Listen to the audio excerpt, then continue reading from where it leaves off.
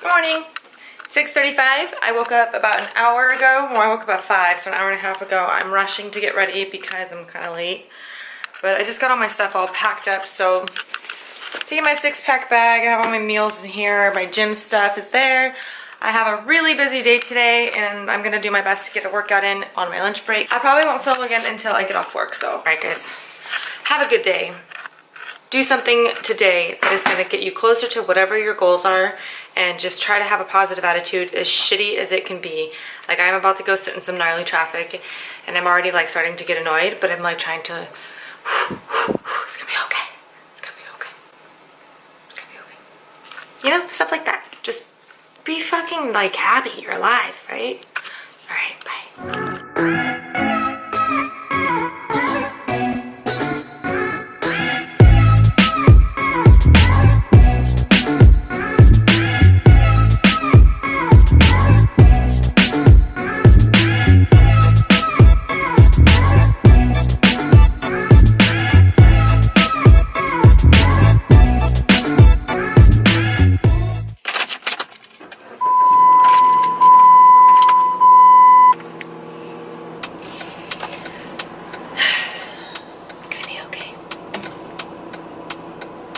My turn! Yeah. Okay, why is my book not playing? Grades and extracurricular accomplishments. Study what I want to study. And then it's now 7:16 and I've been in traffic for roughly 45 minutes and it's just stopped, and I'm now 16 minutes into my session and my client is probably at the gym warming up and isn't gonna have a trainer, and he doesn't have a cell phone. Kind of a pain in the ass. Ugh, Hawaii. Like, seriously, Hawaii's traffic is so bad. It's just stopped. Not today, Satan. Not today. I've been at work all day long today. Did not get to come home at all. I trained all day. Had about an hour and a half to work out and eat lunch, and then trained all night. It was a busy day. I'm drained today, though, man. I'm tired. It's like, oh, I didn't even get to see my son today. It's kind of sad. That's one thing that I didn't really expect, you know, becoming a trainer, because I thought being a trainer meant that I was gonna like be able to create my own schedule and have a lot of flexibility, and which, I mean, those are things that you can do. I haven't quite mastered, you know, how to work smarter. I definitely know how to work hard, but as a new trainer, I'm still kind of learning all of that. And so right now my days are really long, and so I work 8 a.m., sometimes actually 6 a.m. to sometimes 9 p.m. Typically it's from 8 a.m. to 8 p.m. That's still 12 hours. Of those 12 hours, I train about 8 to 10 sessions a day. And when there's gaps in your schedule, it's like, is it worth it to drive all the way home, or can you know just hang out in the break room or eat food or whatever? It's not something where I could work minimal hours and make a lot of money. Like, I have to work a lot of hours in order to make a decent amount of money. So what I make now is a tiny bit more of what I made at my corporate job, but I work a lot more hours. You meet with so many people all day long, and every one of them is in a different mood. You get somebody that comes in and it's a great day because they're down in their weight, or they had a great night's sleep or whatever. And then you have the next person that comes in that's totally Debbie Downer and is just like super negative and hates life. And then you get the next person that comes in and, you know, something terrible happened to them, and then the next person's like on cloud 9 and you have to celebrate. So your emotions are like up and down all day because you have to cater to your clients and what they're going through. And I'm a pretty emotional person as it is, and I genuinely care about my clients so much that sometimes I get too invested in them. If they're having a bad day, like, it will ruin my day because I care so much, and that can be a blessing and a curse to be that way. Like, I'm just a very emotional person, so, you know, that can be draining just emotionally, and physically it's draining in the sense that you're standing all day and you're walking around and you're demonstrating workouts, and so you're really active. My feet swell so bad. By the time I get home, my feet are so swollen. Reminds me of when I was pregnant, how they would swell so big. And then it's just hard. It's hard. I mean, work is work. It's always going to be hard. It's always going to turn into something that you have to do. And that was kind of what my fear was with going into training, because it's something I love so much, or like I didn't want to mix something that I loved and turn it into work. I didn't want to ruin it. And it's just hard. But at the same time, it's probably one of the most rewarding jobs I've ever done in my life. And that's why I keep coming back, because it's just like you get to meet so many people, and they all have different stories, and they all do different things for work, and they all have different types of family members, and they're from different places, and some of them have never worked out in their life, and they're 90 coming to you like, I want to start working out. Then you have people who've been athletes their whole life, and they want, they want to get better at one specific thing, like learning how to jump really high. Or you have somebody that has doctor's orders and is diabetic and is like, I have to get my weight under control. You have somebody who is just intimidated and has never been in the gym. And it's like you get all these people with all these stories that come to you and they want help. And the beginning is always a little bit tough because you're getting to know each other.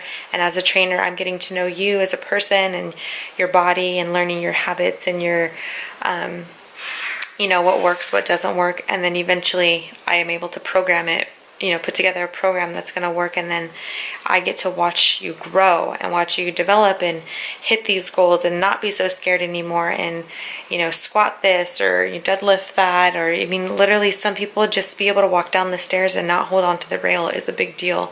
Somebody being able to walk on a treadmill, that's a big deal. And that's something that I think is freaking awesome that I never in my life would have thought about when I thought about becoming a trainer, is stuff like that. Like, because it's never been a challenge for me to walk on a treadmill. Like, I never thought that I would ever be teaching somebody how to hold on to the treadmill and like move their feet. You know what I mean? So to me, like, I think it's just super, super cool that I can do something like that and I get to watch people grow. So my days might be long and my feet might be swollen and I might be tired and I might not get paid that much. But I definitely love my job and I love what I do. And I love every single one of my clients. It's just so cool. Like, I think about how proud I get. Like, I'll watch one of my clients do a pull-up for the first time. And it's like a 50-something, 6-year-old man who's never been able to do a pull-up, and yet we've been working on them and now he can do them. He was not able to do push-ups before, and now he's doing push-ups. Like, I don't know. It's just cool. I just think it's cool. I'm probably just, I don't know. I just think it's cool. As I sit here so tired, it's worth it. It's definitely worth it. I love all my clients. And then it's cool too, just because like Instagram has been such a huge like game changer for me, just showing my story, which is not even anything that crazy. It's just having a baby and then getting into shape after never working out and stuff like that. Like, it inspires people, and I think it's amazing that my personal journey has inspired people enough to reach out to me and drive across the island to come see me and train with me 3 times a week. You know what I mean? Like, I just think that's so cool. People will run into me at different gyms or at the grocery store, at Costco, and be like, hey, are you alphaflexfitness? And I'm like, yeah. I'm not trying to just like get famous on Instagram and YouTube and like just so people idolize me or people want to like, I don't know. I'm not trying to be like Insta famous. Like, that's not what I'm trying to do. It feels awesome when you have followers. It feels great that people care about what you're doing and like your pictures and stuff like that. But it's not, what is that? That's never going to make me money. That's not ever going to fulfill me in my passion and what I enjoy doing. So that's not my purpose, even if it may come across that way sometimes. I don't just, everyone thinks whatever, but I do it because it's a networking and it's a way for me to get my face out there. It's a way for me to reach more people, and the more people that I can reach, the more people that I can help. And I think that it's a social platform that now in our generation, that's the way we do things. And so I think that if you're not using it, you're you're doing yourself a disservice, especially if you have something to offer, especially if you have something to contribute to bettering the world and you're not offering your services in a way where it can reach or impact more people. Yeah, I think that you could probably do better, but it's not for everybody. But I just think it's awesome. I think it's so cool to be spotted in a store and they'll come up to me and just like, hey, I've been following you for a long time and you inspire me and you motivate me and you're the reason I started working out.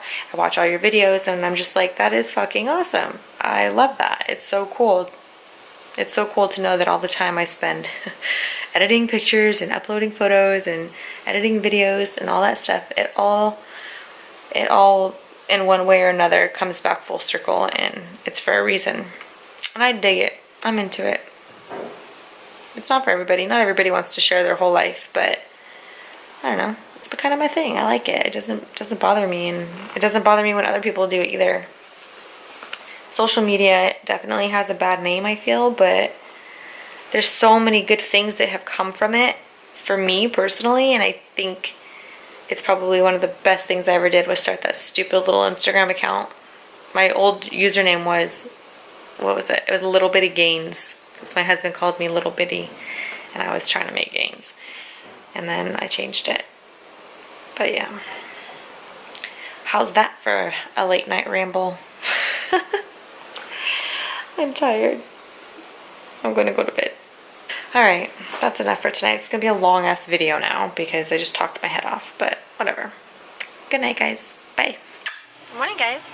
So today's Thursday, it's the 2nd, and yesterday I got a text from Alex, my sister-in-law that I just visited in Japan, saying that she got a flight to Hawaii and she's here. So I'm at the airport and I'm waiting to pick her up, and we are going to go to the gym straight from the airport because that's how we roll. So.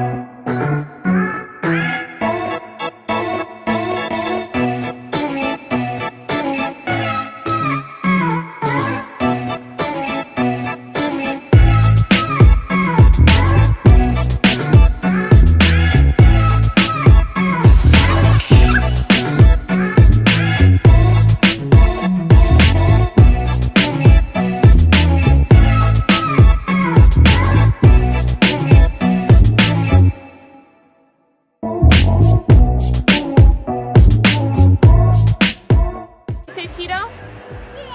Say Tito. Tito. Tito.